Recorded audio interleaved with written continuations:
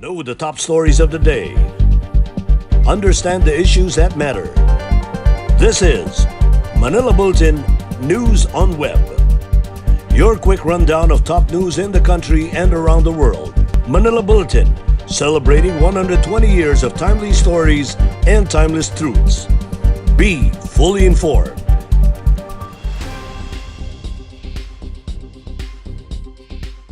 Hi, I'm Barbie Atienza. This is MB Now, and here are your news on web. Vaccine Czar Secretary Carlito Galvez on Monday told the Senate Committee of the Whole that the bulk of the COVID-19 vaccines will be made available in the Philippines will come from U.S. pharmaceutical company Novavax. Novavax will be manufactured by the Serum Institute of India, and the Philippine government recently inked a term sheet to secure 30 million doses of the COVID-19 vaccine. Galvez, chief implementer of the National Task Force Against COVID-19, signed a term sheet with the SII and Fabreco Life Sciences last Saturday, January 9, to finalize the deal. The Novavax vaccines are expected to arrive in the country in the third quarter of this year, which Galvez disclosed will be around 30 to 40 million doses. He said the government can start rolling out its COVID-19 vaccination program in February, possibly using either Pfizer, AstraZeneca, Johnson & Johnson, or the Sinovac from COVAX, the global facility vaccine procurement and distribution effort led by the World Health Organization, the Gavi Vaccine Alliance, and the Coalition for Epidemic Preparedness Innovations. Galvez adds that the Philippines might be receiving more or less 40 million doses from COVAX for 20 to 30 million people. Police Staff Sergeant Jonel Nuesca, the policeman who gunned down a 52-year-old woman and her son at close range in Paniki, Tarlac last December 20, and whose video went viral online, has been dismissed from the service. Police General Debold Sinas, chief of the Philippine National Police, said Nuesca was dismissed from the service effective Monday, January 11, based on the recommendation of the Internal Affairs Service. Sinas had earlier vowed to dismiss Nuesca from the service within 30 days after the cold-blooded shooting on December 20. The video of the incident, captured by the relatives of the Gregorios, went viral on social media. IAS Inspector General Alfegar Triambulo said Sunday that he had already recommended the dismissal of Nuesca. This was the result of the investigation, which revealed his liability on the administrative case of grave misconduct leveled against him in connection with the shooting. The recommendation was submitted to the regional director of the National Capital Region Police Office, as Nuesca was assigned to the crime laboratory based in Parañaque City. Nuesca was charged with 2 counts of grave misconduct and 2 counts of conduct unbecoming of a police officer. Triambulo added that Nuesca's admission in his position paper that he shot the 2 victims, Sonia Gregorio and her son, Frank, also served as the basis of their recommendation for dismissal. Nuesca, however, pleaded not guilty on the 2 cases of murder filed against him before a regional trial court in Paniki. The Philippine National Police on Monday reported an increase in rape and homicide cases in the first week of this month compared to the last week of December. But it noted a decrease in the 5 other focus crimes: murder, physical injury, robbery, theft, and carnapping of motorcycles. The PNP logged 83 rape cases across the country from January 1 to 7, up 7.79% from 77 recorded in December 25 to 31. Most of these cases were committed by suspects under the influence of liquor and mainly neighbors and online friends. Victims were raped in houses and condominiums and forced, threatened, and intimidated. Most of the rape cases happened in Metro Manila, Central Luzon, and Calabarzon areas. Homicide cases increased from 23 in December 25 to 30 to 25 from January 1 to 7, or by 8.7%. Jealousy and heated arguments were the main causes for these incidents, mostly using pointed and bladed weapons in Metro Manila, Calabarzon, and Central Mindanao. However, other focused crimes were consistently on the decline during the two comparative periods: murder by 10%, physical injury by 12.26%, robbery by 4.17%, theft 7.45%, and carnapping of motorcycles by 36%. Cold weather continues to sweep parts of the country on Monday as several monitoring stations recorded air temperatures that are below 20 degrees Celsius. Pag-asa weather specialist Chris Perez said Baguio City registered the lowest minimum air temperature on Monday at 10.8 degrees Celsius.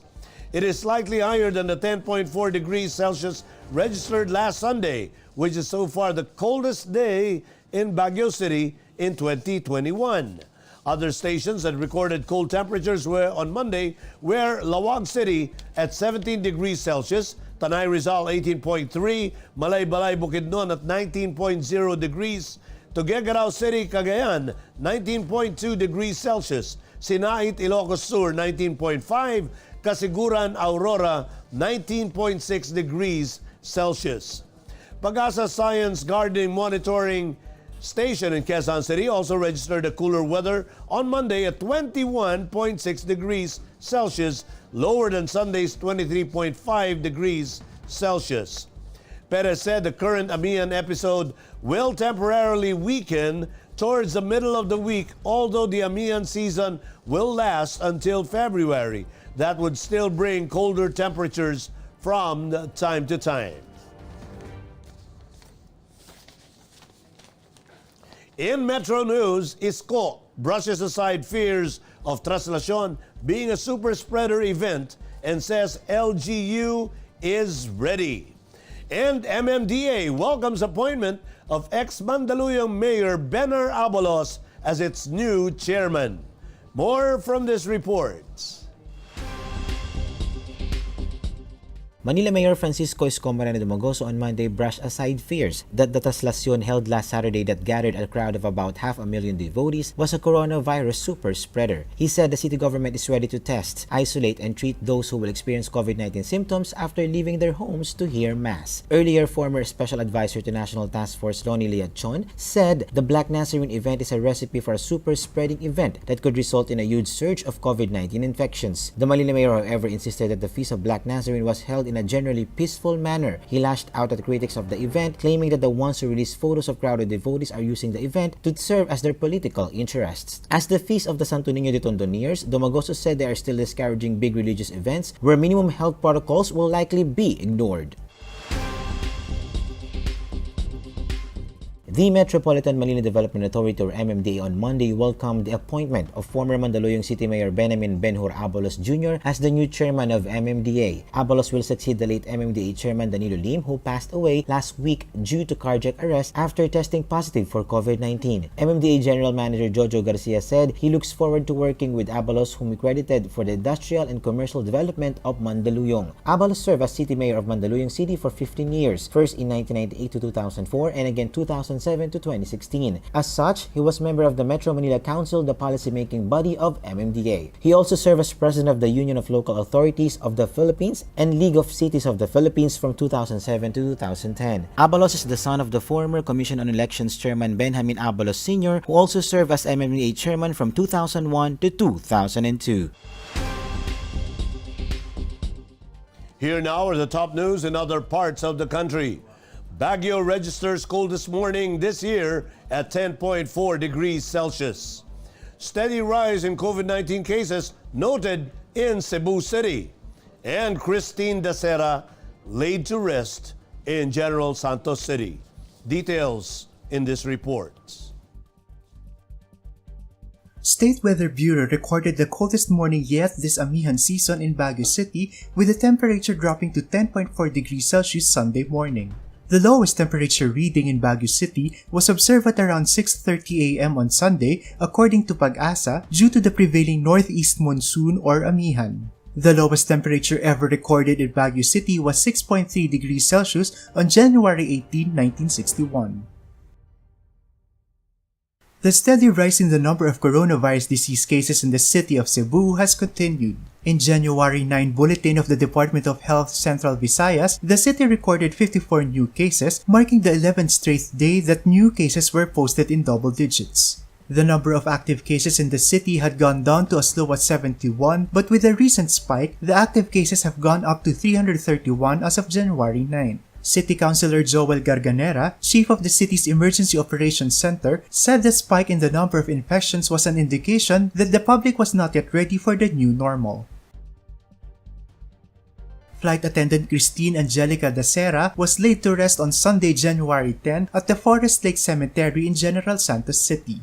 Christine's mother Sharon expressed optimism that justice will be served for the untimely death of her daughter, who at 23 was found dead last January 1 after attending a New Year's Eve celebration with friends at a hotel in Makati City. Dacera also said they asked the National Bureau of Investigation to conduct the re-autopsy on the remains of Christine to determine the real cause of her death, which was attributed to aneurysm based on the medical legal findings.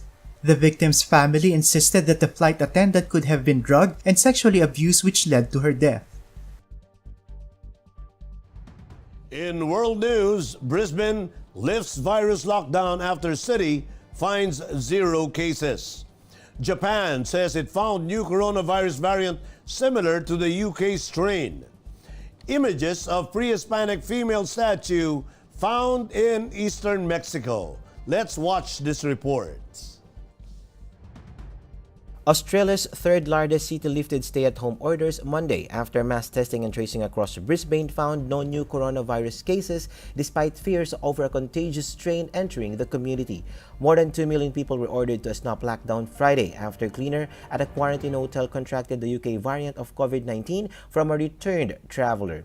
Queensland Prime Minister Anastasia Palaszczuk said that the lockdown would be lifted at 6 p.m. local time Monday after tens of thousands of tests detected 0 cases of transmission. It will remain compulsory to wear masks indoors and on public transportation until January 22, while restaurants and pubs will be subject to fresh restrictions on patron numbers. Japan's National Institute of Infectious Disease said authorities have found a new strain of coronavirus in 4 passengers arriving from Brazil. The new variant has similarities to strain found in UK and South Africa, the NIAID said in a statement on Sunday. The information about the new variant is limited to its genetic makeup, and it is difficult to immediately determine how infectious the strain is or effectiveness of the current vaccines against it. The NIAID has informed the World Health Organization of the new strain, the Yomiuri Shimbun newspaper reported, adding the institute is investigating if the variant causes more severe cases. Images show an almost 2-meter-high limestone sculpture 500 to 600 years old and allegedly portraying a high-class woman, according to archaeologists, which was found by residents of Mexico's Veracruz. The 2-meter-long monolith depicts a woman that could belong to the Huasteca culture dating 1450 to 1521 after Christ. INA researchers said that further investigation is needed on the piece to get more details on its cultural background. In entertainment, members of K-pop boy band GOT7 posted hashtag GOT7 forever following a news report stating that they have decided to leave their agency and go separate ways. On their respective Instagram accounts on January 10, GOT7 members posted their group photo with the caption hashtag GOT7 forever. Before this, a Korean media outlet published an exclusive report on the same day that the 7 K-pop idols have decided to leave JYP Entertainment, their agency, since debuting as GOT7 in January 2014. The singers' 7-year contract or exclusive contracts are set to expire this month, and they have made their decision not to renew it with the agency. GOT7 attended the 35th Golden Disc Awards on January 10, their last official group activity, where they won a Bonsang or Best Album for Dai, and when they appeared on stage to accept the award, the 7 members showed solidarity by stomping happily with their arms linked. In sports, 5 teams have already confirmed participation in Premier Volleyball League's Open Conference, which is tentatively set April 10 at the Inspire Sports Academy in Calamba, Laguna.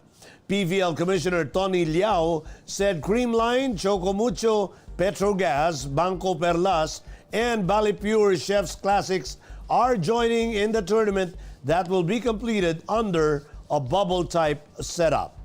2 teams are also eyeing to join, but nothing has been finalized yet at the moment.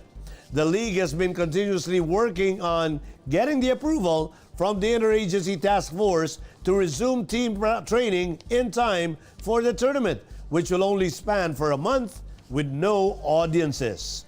Organizers are also finalizing their broadcast deal for the upcoming season, which will be crucial since it would bring the matches straight to the audiences through different platforms. Creamline seeks a repeat performance of its 2019 Open Conference title, while Petrogas and Banco Perlas aim to eclipse their second and third place finishes. And those are the news on Web today, January 11, 2021. For more news and details, get your copy of Manila Bulletin newspaper tomorrow or log on to www.mb.com.ph. Or you may also subscribe to our newsletter through the link on this video's caption to have the day's latest news delivered to your inbox. I am Barbie Atienza for Manila Bulletin, celebrating 120 years of timely stories and timeless truths. Join us again tomorrow. This has been MB Now. Be fully informed.